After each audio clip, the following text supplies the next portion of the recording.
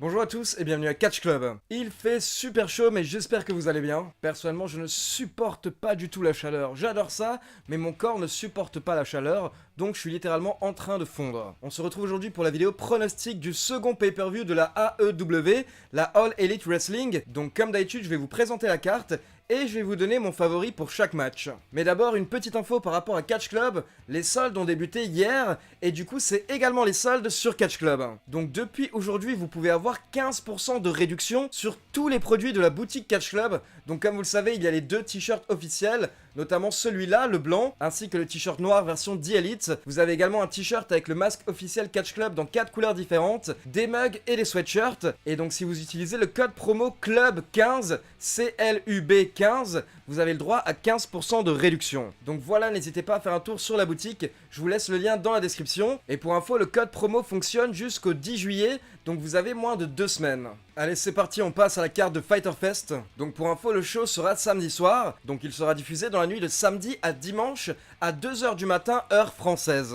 Et pour info, comme j'en avais parlé dans une news précédente, le show est gratuit mais uniquement aux États-Unis et au Canada sur le service BR Streaming. Et pour le reste du monde, vous pouvez regarder le show sur le site Fight TV, fite.tv, et donc j'ai pas vérifié mais il me semble que le show coûtera 10€. Donc pour info, on aura le droit à 8 matchs, 2 matchs lors du kick-off et 6 matchs sur la carte principale. Et donc on commence avec les 2 matchs du kick-off. D'abord, on a le droit à un match hardcore entre Alex J. Bailey et Michael Nakazawa. Donc déjà, petite précision, comme actuellement la AEW n'a pas encore de show télé, le show télé va arriver un peu plus tard dans l'année, vers le mois d'octobre. Donc actuellement, en fait, ils construisent leur rivalité en ligne sur YouTube. Et donc vous pouvez voir les rivalités de la AEW avancer sur 2 chaînes YouTube différentes. D'abord sur la chaîne des Young Bucks, sur le show Being the Elite. Chaque semaine, chaque lundi, vous avez un nouvel épisode de Being the Elite, et donc dedans, vous voyez de nombreux catcheurs de la AEW et les storylines qui se mettent en place.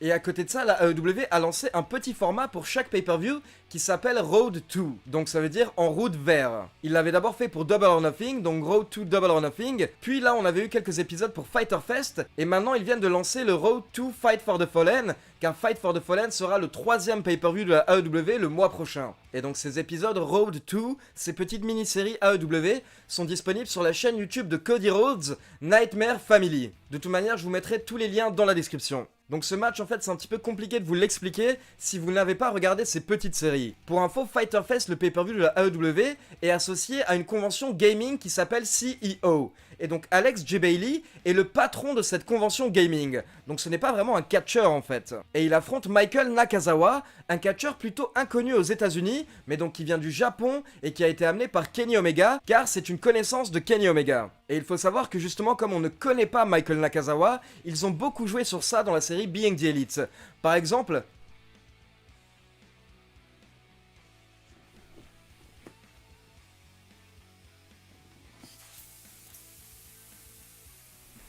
en gros, pour ceux qui suivent Being the Elite, comme vous avez pu le voir, Michael Nakazawa a un petit peu hanté Matt Jackson. Parce qu'en fait, Matt Jackson jouait le rôle des fans, et comme les fans, ils ne savaient pas qui c'était. Du coup, on n'arrêtait pas de voir le nom de Michael Nakazawa partout, pour justement le faire rentrer dans nos têtes. Donc voilà, là ça va vraiment être du pur divertissement. Faut pas s'attendre à un match de catch génial. Ça va être un match de catch hardcore entre un catcheur un petit peu extraverti, un petit peu loufoque, et le patron de cette convention de jeu, donc Jay Bailey. Donc forcément, je vais miser plutôt sur le catcheur, celui qu'on risque de revoir dans les rings à la AEW, donc Michael Nakazawa, vainqueur dans ce premier match lors du kick-off. D'ailleurs, je sais pas si vous avez remarqué en fait, mais l'ordre des Funko Pop a changé derrière moi depuis le début de la vidéo. Parce qu'en fait, juste pour vous l'expliquer rapidement comme ça, j'avais une petite bonbonne pour nettoyer les chaussures derrière moi, et à cause de la chaleur, j'imagine, d'un coup, elle s'est percée toute seule, et elle vient d'exploser à l'instant. Donc heureusement, j'ai eu de la chance, ça n'a pas fait de dégâts à mes Funko Pop, mais ça les avait un petit peu salis. Donc j'ai dû tout enlever et tout remettre en place. Voilà, je vous raconte ma vie, je suis en train de mourir de chaud les gars. On passe au second match du kick-off entre 3 équipes de la AEW. Donc d'abord, on a les vétérans de SCU, Scorpio Sky et Frankie Kazarian. Ensuite, on a une de mes équipes préférées, les Best Friends, qui sont, je dirais, l'une des meilleures équipes actuellement au niveau des équipes qui viennent du circuit indépendant. Et enfin, en dernier, on a une nouvelle équipe qui débute à la AEW et qui a d'ailleurs signé avec la AEW.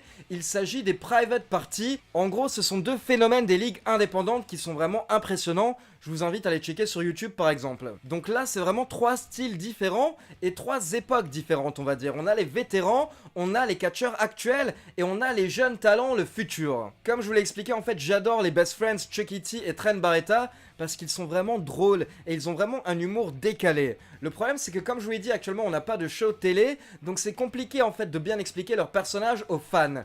Mais à mon avis, dès qu'on aura les shows hebdomadaires TV d'ici le mois d'octobre, je pense vraiment qu'ils vont rapidement devenir deux des favoris du public. Et je pense d'ailleurs que la AEW devrait miser sur eux, car ils font partie de ces équipes sur lesquelles je construirai ma division par équipe, avec notamment Pentagon et Phoenix, et bien entendu les Young Bucks. Donc voilà, personnellement, je vais miser sur une victoire des Best Friends, et pourquoi pas après le match, une intervention du Dark Order, comme à Double or Nothing. Voilà, c'est tout pour le kick-off, ou le buy-in, comme ils appellent ça à la AEW. On passe maintenant à la carte principale pour laquelle on a 6 matchs, et on commence avec un match à 3 féminin, avec Nyla Rose contre Rio, contre Yuka Sakazaki. Donc il faut rappeler que le match féminin lors de Double or Nothing a été une très bonne surprise, notamment grâce à l'arrivée surprise de Awesome Kong, que vous connaissez sous le nom de Karma, et qui avait effectué ses débuts à la AEW. Là on se retrouve avec 2 lutteuses japonaises, et une lutteuse qui provient du circuit indépendant. Personnellement pour ce match, je vous avoue que j'ai l'impression que la AEW souhaite miser sur Yuka Sakazaki, qui a l'air d'être un petit peu une petite perle, un petit joyau que la AEW va essayer de développer aux États-Unis. Donc voilà, perso, j'ai mis sur Yuka Sakazaki vainqueur. On continue avec le second match de la carte principale entre 2 vétérans, Christopher Daniels contre Shima. Et là, on a le droit à 2 catcheurs qui ont littéralement voyagé à travers la planète et qui connaissent tous les styles de catch différents. Donc justement, je pense que ça va être le but du match, un petit peu nous montrer tous les styles qu'on peut retrouver à la AEW. Personnellement, je mettrais plutôt en avant Shima, parce que Shima n'est pas connu auprès du grand public. Il est connu auprès des fans connaisseurs de catch qui connaissent la Dragon Gate, mais aussi la Ring of Honor. Car pour ceux qui se rappellent, au début des années 2000, la Ring of Honor avait un partenariat avec la Dragon Gate, et du coup on avait pu découvrir toutes les superstars de la Dragon Gate à cette époque. Mais voilà, la Ring of Honor n'était pas très regardée, à part par les vrais fans connaisseurs de catch. Donc Shima n'est pas vraiment un nom qui parle aux États-Unis. Donc voilà, moi j'utiliserai ce match pour le mettre en avant et pour le faire découvrir à tous les fans qui ne le connaissent pas. Donc je vais miser sur Shima vainqueur et j'espère qu'on aura d'autres matchs entre ces 2 catcheurs. On continue avec un 4-way match entre 4 catcheurs qui représentent le futur de la AEW. Donc d'abord on a Jungle Boy, un tout jeune catcheur qui a débuté il y a quelques années et qui essaye encore de se trouver actuellement. Voilà, il a un personnage de Jungle Boy, mais c'est pas encore ultra développé, mais on voit qu'il travaille dur. Et d'ailleurs, pour ceux qui regardent Being the Elite, etc., vous pouvez souvent le voir avec Luchasaurus. Les deux forment une espèce de petit duo amical. Ensuite, on a Jimmy Havoc. Jimmy Havoc, lui, justement, qui est un personnage assez poussé, assez dark, assez dérangé. C'est un catcheur anglais qui s'est fait son nom sur tout le circuit européen, puis qui par la suite est apparu dans plusieurs fédérations américaines, comme la TNA, la MLW, et donc maintenant il est signé à la AEW. Et surtout dans ce match, on a les 2 plus grandes futures superstars de la AEW selon moi. Donc d'abord Hangman Page qui comme vous le savez a remporté la bataille royale lors de Double or Nothing, ce qui lui donne le droit d'affronter Chris Jericho lors du 4e show de la AEW All Out. Et enfin dans ce match on a MJF qui est vraiment le catcheur détestable par excellence.